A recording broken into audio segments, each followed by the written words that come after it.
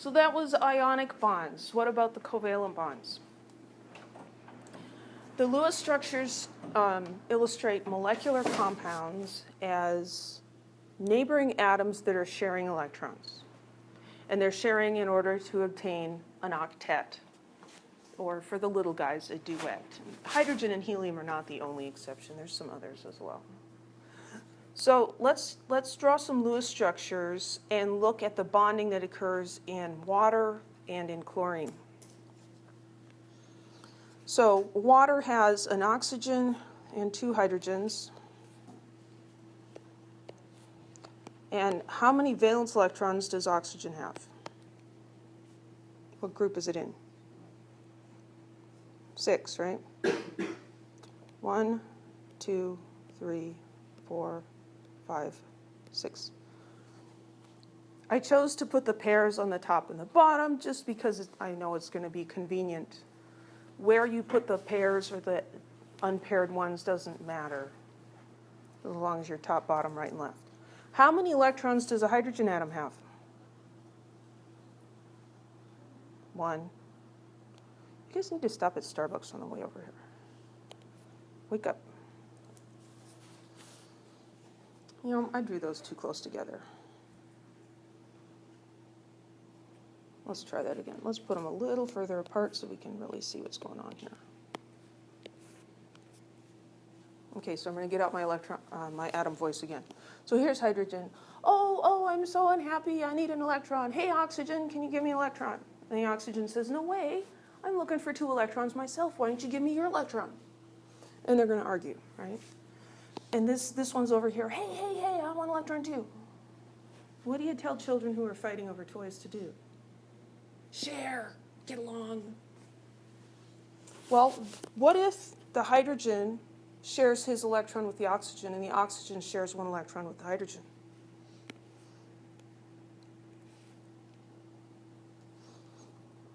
When you share, you think of the object as belonging to both of you, right? My husband and I have 6 children. If you ask him how many children do you have, he'll say 6.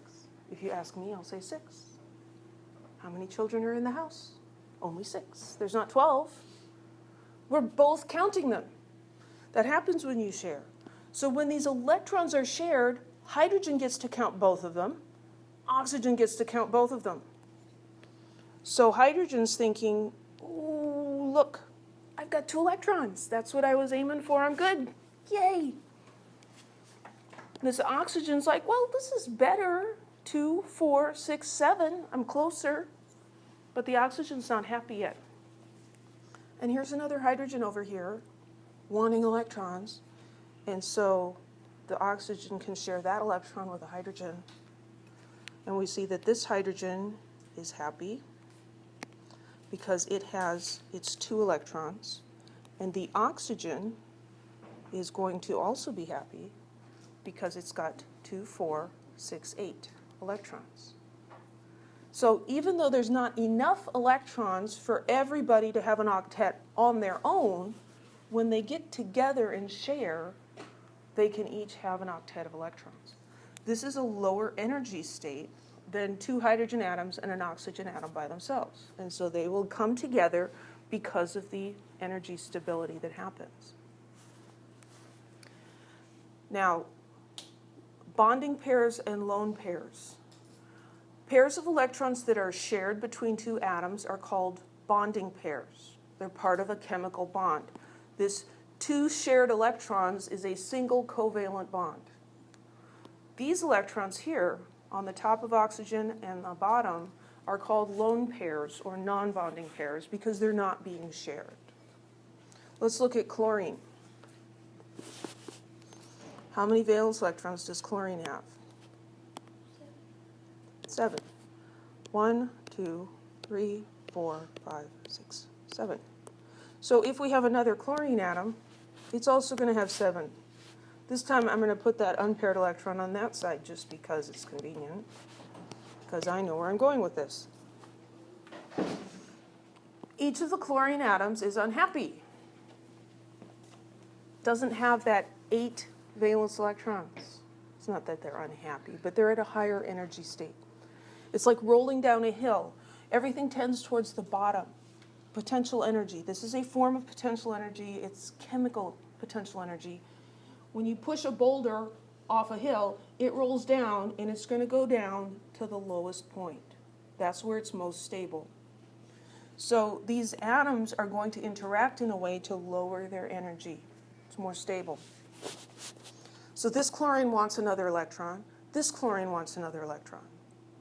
But neither is willing to give up an electron, and so they compromise and they share. When they share, the shared electrons count for both. 2, 4, 6, 8. 2, 4, 6, 8. They both have an octet. This is lower in energy and it's more stable. And this is why chlorine forms diatomic molecules. Any questions? Those are single bonds. Sometimes atoms share more than one pair, more than a single pair of electrons. Let's look at oxygen. Oxygen is another one of those diatomic elements. O2. Well, how many valence electrons does oxygen have? 6, thank you. 1, 2, 3, 4, 5, 6. So this other one is also going to have 6 valence electrons. They're both, out there searching for 2 extra electrons. They're running into each other. Hey, give me an electron. No, you give me an electron. Oh, hey, how about if we share? Abbreviated discussion. Does that solve the problem? No. I still want one more. No, you give me one more. Oh, wait, hey, we shared one. How about we share another one? Each atom is sharing 2 electrons. Do they both have 8 now? They do, because shared electrons are counted for each atom. So that's kind of messy looking. So usually how we would draw it would be like this. The double line represents a double bond. And then you put your lone pairs out here. And you can put those, you can put them top and bottom, I don't care. What it's important to remember is that these lines are 2 electrons. I think of them as connect the dots. So when you see a line, it's a chemical bond. Each line is 1 pair of electrons. So this oxygen counts 2, 4, 6, 8. This oxygen counts 2, 4, 6, 8. Both have an octet. It's called a double bond because it shares 2 pairs. Let's look at nitrogen. How many valence electrons? 5, thank you. It's like if we just say the number, she'll get on with it. That's right. What will have to happen here? Triple bond, yeah. We're going to have to share 3, right? So they could share these. Still not 8. Share these. Closer, but still not 8. Let's share these. Oh, now we've got it. Let's draw it a little nicer. 1, 2, 3. Nitrogen. So when this nitrogen, settles down for the night to count his electrons, he counts 2, 4, 6, 8. Yes, I'm good. This one counts his lone pairs, 2, and his bonding pairs, 4, 6, 8. See, this is Kirk, and this is Jody, and then we've got James and Zach, and Tommy and Michael, and Andrew and Emily. We made a triple bond. Any questions?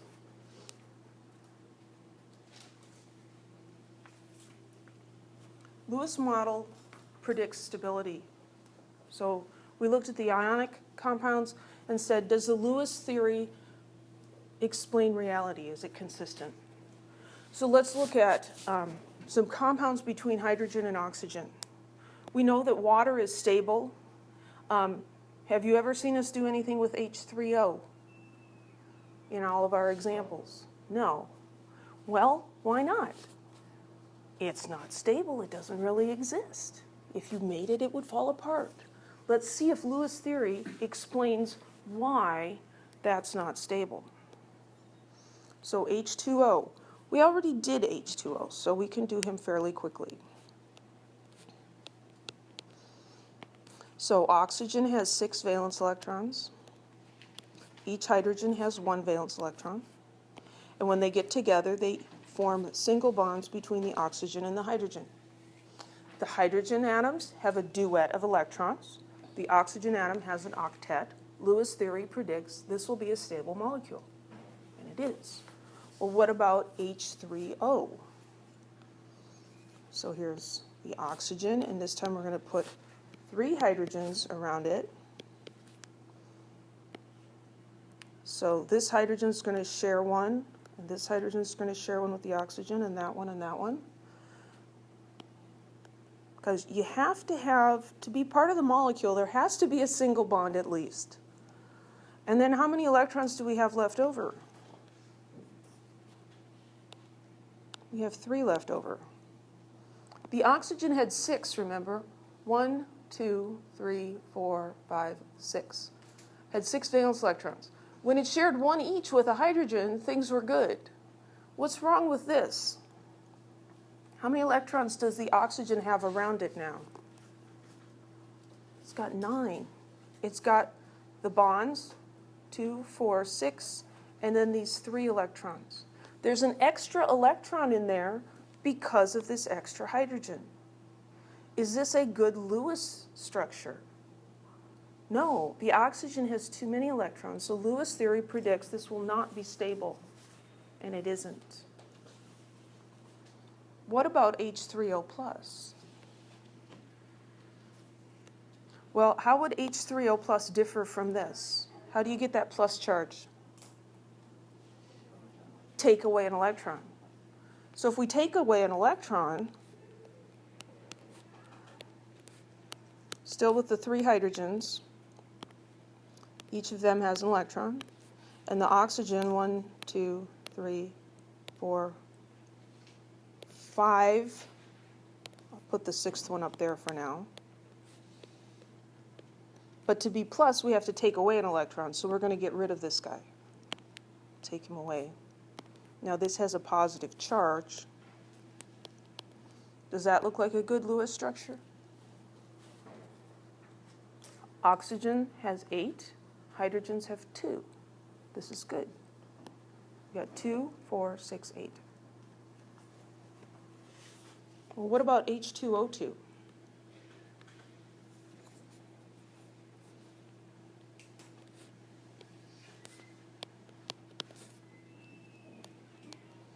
The hydrogens can only make 1 bond, and so they're going to have to be on the outside somewhere.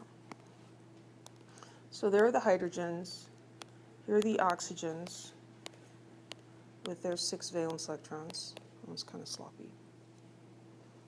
And if these guys share, and these guys share, and those guys share, does that look like it might be stable? Yeah, H2O2 is hydrogen peroxide. Use it to disinfect wounds and do all kinds of other things. It's a stable compound. So does the Lewis model predict the stability of hydrogen and oxygen compounds? Yeah, it does.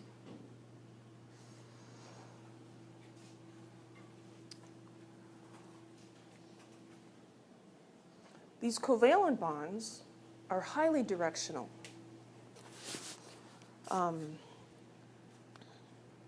Oops. Technology glitch. In an earlier slide, we looked at this idea of the negative and the positive. That's not a very nice negative charge. The negative charge and the positive charge. And how when we bring this up away from the 2 positive charges, it's a higher energy situation. This would rather be between, right? If we put it between, then we're maximizing our interactions between these charges. And if we pull it away, then we lose some of that. So these bonds are highly directional. Those electrons that are shared are going to be between those two atoms. And we have discrete molecules. The forces that are holding the discrete molecules together are weak in comparison to the bonds themselves. In a sodium chloride crystal, you have ionic bonds holding everything together. In an ice cube, which is a water crystal, you have discrete water molecules. Each molecule is held together by covalent bonds. But what's holding the molecules together? They're called intermolecular forces. They are weak forces compared to the bonds. To melt the ice crystal, you just have to break the forces between the molecules. You don't have to break the covalent bonds. Because those forces are very weak, it's much easier to break them. And so molecular solids generally melt at a much lower temperature than ionic solids.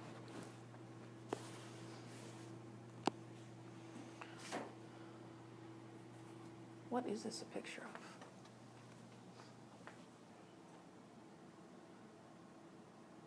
It's pentane. Is that pentane? I can't see. I need my glasses. That's C5, yeah. I don't know where that picture came from. But that's a molecular compound. Pentane is an organic compound, and it melts at a very low temperature, and it vaporizes at a fairly low temperature as well. Water does the same thing. So does Lewis' theory explain why molecular compounds have lower melting points? It does, because it predicts that those interactions are highly directional, and so we would expect lower melting points.